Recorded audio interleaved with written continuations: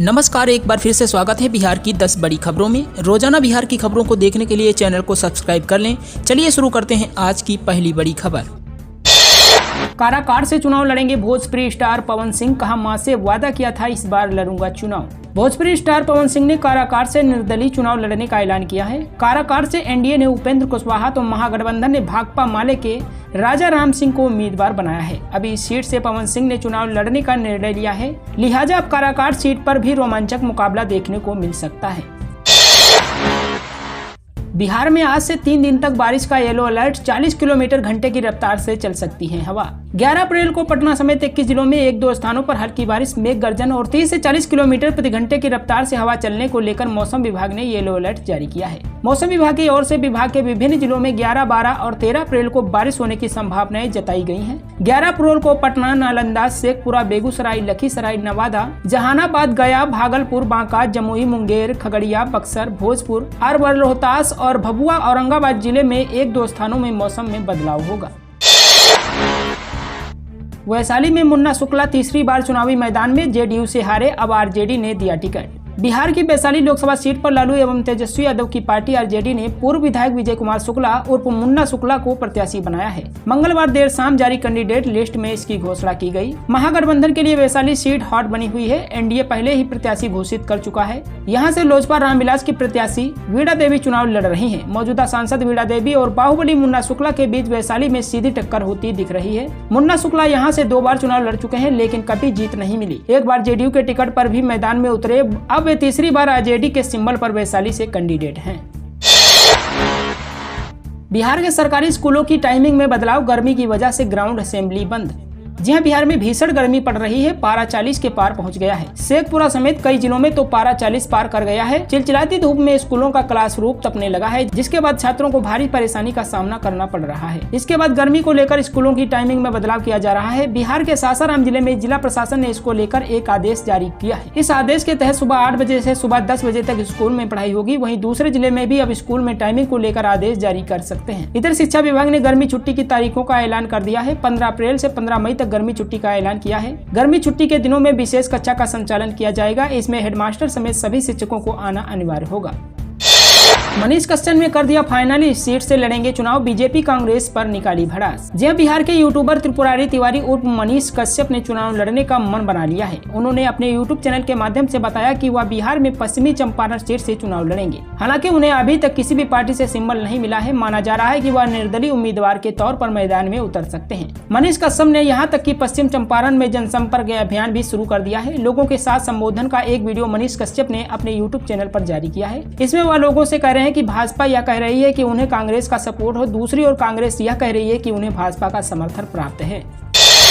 नालंदा में रुपए के लेन देन के विवाद में किसान की गोली मारकर हत्या, जांच में जुटी पुलिस। नालंदा जिले के हरनौत प्रखंड के गोकुलपुर थाना क्षेत्र के पकड़िया बिगहा निवासी किसान संतोष यादव की हत्या गोली मारकर कर दी गई। वह मंगलवार की देर रात खेत की सिंचाई करने जा रहे थे। हत्या का संदेह गांव के ही बदमाशों पर है। हत्या की वजह रुपए का लेन देन का विवाद बताया जा रहा है कि संतोष यादव 2 अन्य लोगों के साथ निकले थे। बदमाश पूर्व से घात लगाए बैठे थे। बदमाशों ने संतोष यादव को घेर कर उन पर कई चक्कर गोलियां चला दी। किसान की मौके पर ही मौत हो गई। गोलियों की तड़तड़ाहट सुन ग्रामीण उस तरफ भागे तो घटना की जानकारी हुई।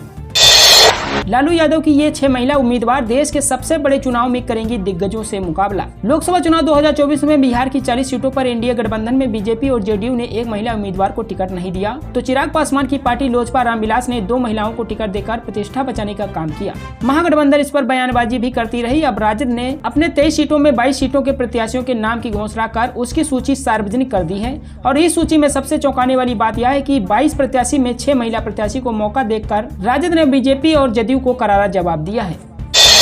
बीमा भारती ने विधायकी के पद से दिया इस्तीफा, पूर्णिया से लड़ेंगी लोकसभा चुनाव। पूर्णिया के रुपौली से विधायक रही बीमा भारती विधायकी के पद से इस्तीफा दे दिया है। इससे पहले वो जेडीयू पार्टी से इस्तीफा देकर आरजेडी में शामिल हुई थी। अब उन्होंने विधायक पद से भी इस्तीफा दे दिया है। चुनाव आयोग ने उनके इस्तीफे को मंजूर कर लिया है। अब बीमा भारती लोकसभा चुनाव के लिए मैदान में उतर चुकी है। बिहार विधानसभा सचिवालय ने इसको लेकर अधिसूचना भी जारी कर दी है। अब रुपौली विधानसभा सीट पर उपचुनाव होगा, क्योंकि उनके इस्तीफा देने के बाद यह सीट खाली हो गई है। इस समय बीमा भारती पूर्णिया से आरजेडी की टिकट पर लोकसभा चुनाव लड़ने की तैयारी कर रही हैं। पूर्णिया से बीमा भारती को टिकट देने को लेकर महागठबंधन में काफी उठापटक भी हुई थी, क्योंकि ये सीट कांग्रेस चाहती थी।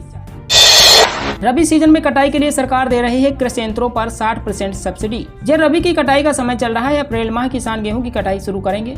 इस बार अधिक पैदावार की उम्मीद से किसान देरी से गेहूं की कटाई कर रहे हैं। ऐसे में किसानों की जरूरत को ध्यान में रखते हुए सरकार की ओर से फसल कटाई की मशीनों पर सब्सिडी दी जा रही है। इन यंत्रों में रीपर मशीन भी शामिल है, जो किसानों को सब्सिडी का लाभ प्रदान किया जा रहा है। खास बात यह है कि इस मशीन की खरीद के किसानों को 60% तक सब्सिडी दी जा रही है। किसान को केवल 40% पैसा खर्च करना होगा। गेहूं की कटाई में काम आने वाली इस रीपर मशीन को खरीद सकते हैं। इसके लिए राज्य के किसानों से आवेदन मांगे गए हैं, जो किसान कृषि यंत्र अनुदान योजना के रूप में चलाई जा रही है। कृषि यंत्रीकरण योजना के तहत आवेदन करके रीपर किसान मशीन की खरीद पर सब्सिडी का लाभ प्राप्त कर सकते हैं। ईद व चैत्र नवरात्र पर नहीं बजेगा डीजे, बिना अनुमति जुलूस निकालने पर होगी कार्रवाई। जी हां, ईद व चैत्र नवरात्र को लेकर डीजे बजाने पर प्रतिबंध है। पुलिस प्रशासन ने जुलूस भी नहीं निकालने का निर्देश पूजा समितियों को दिया है। मंगलवार को धोरैया सहित विभिन्न थानों में आयोजित शांति समिति की बैठक में उक्त निर्देशों का पालन करने पर बल दिया। धोरैया व धनकुंड थाना के अलावा अहिरा एवं अटपहरा गाँव में शांति समिति की बैठक एसडीपीओ अर्चना कुमारी की मौजूदगी में हुई। एसडीपीओ ने कहा कि शांति व्यवस्था बिगाड़ने वालों को बख्शा नहीं जाएगा। डीजे नहीं बजाने व जुलूस नहीं निकालने का निर्देश दिया गया। किसी भी तरह के कार्यक्रम करने की इजाजत नहीं दी गई। गया में गरजे गृह मंत्री अमित शाह बोले, नोट गिनते गिनते गर्म हो गई थी मशीनें। लोकसभा चुनाव के पहले चरण से पहले केंद्रीय गृह मंत्री अमित शाह ने गया के गुरारू में चुनावी सभा को संबोधित करते हुए कहा कि पीएम मोदी ने कर्पूरी ठाकुर को भारत रत्न दिलाने का काम किया। लालू यादव और कांग्रेस सत्ता में आई और गई, कभी कर्पूरी ठाकुर का सम्मान नहीं किया। अमित शाह ने कहा कि 2019 के लोकसभा चुनाव में एनडीए को बिहार में 40 में 39 सीटें मिली थी, लेकिन इस बार आप लोगों से अपील है कि बिहार की 40 सीटें एनडीए को दिलाने का काम कीजिए। हमें पूरा विश्वास है कि हम लोग 40 सीटों पर चुनाव जीतेंगे। अमित शाह ने कहा कि इस बार 40 की 40 सीटें एनडीए की झोली में डालिए। आप सभी एनडीए को 400 पार करा दीजिए। पीएम नरेंद्र मोदी अपने सारे वादे पूरे करेंगे। पीएम मोदी ने वादा किया था कि इस देश के अर्थतंत्र को तीसरे नंबर पर पहुंचाना है, उसे पूरा करना है। मोदी जी ने राम मंदिर बनवाने का काम किया। रामलला पहली बार रामनवमी अयोध्या में अपने मंदिर में मनाएंगे। चिराग पासवान ने फिर की जेपी नड्डा से मुलाकात, बिहार में सियासी हलचल तेज। जब बिहार लोकसभा चुनाव को लेकर बिहार में सियासत गर्म है। लोक जनशक्ति पार्टी रामविलास के राष्ट्रीय अध्यक्ष चिराग पासवान ने मंगलवार को दिल्ली में बीजेपी के राष्ट्रीय अध्यक्ष जेपी नड्डा से मुलाकात की। इस मुलाकात के बाद दिल्ली से लेकर पटना तक सियासी हलचल तेज है। सवाल यह है कि आखिर चिराग पासवान अचानक जेपी नड्डा से क्यों मिले। बता दें कि चिराग पासवान की इस मुलाकात का उद्देश्य मकसद क्या है, ये सवाल अब हर किसी के मन में है। यह मुलाकात कोई आम मुलाकात नहीं है, बल्कि नई राजनीतिक चाल का दरवाजा भी खोल सकती है। आपको बता दें कि चिराग पासवान जेपी नड्डा से मुलाकात के बाद मीडिया से बात की। चिराग पासवान ने कहा कि मुलाकात वाकई अच्छी रही। जल्द ही अपने चरण की वोटिंग होने वाली है। देश में 400 से ज्यादा सीटें जीतने का हमारा लक्ष्य है। इसमें बिहार की 40 सीटें काफी अहम साबित होंगी। पश्चिमी गंडक नहर प्रणाली को किया जा रहा दुरुस्त, सारण समेत 3 जिलों में होगी बेहतर सिंचाई। जी हां, राज्य में पश्चिमी गंडक नहर प्रणाली से सारण, सीवान और गोपालगंज जिला के करीब 3 लाख हेक्टेयर क्षेत्र में बेहतर सिंचाई क्षमता विकसित करने की तैयारी की जा रही है। इसके तहत जल संसाधन विभाग ने करीब 1.58 लाख हेक्टेयर क्षेत्र में नई सिंचाई क्षमता का सृजन करने की योजना पर काम शुरू किया है। साथ ही मुख्य नहर और इससे निकलने वाले पुराने वितरणियों को ठीक कर करीब 1.47 लाख हेक्टेयर क्षेत्र में सिंचाई सुविधाओं को विकसित करने की तैयारी की है। इस पर सारण जिले में काम शुरू हो चुका है। इसका मकसद गंडक में आने वाली बाढ़ के पानी का अधिकतम इस्तेमाल सिंचाई के लिए करना और बाढ़ से होने वाले नुकसान को रोकना है।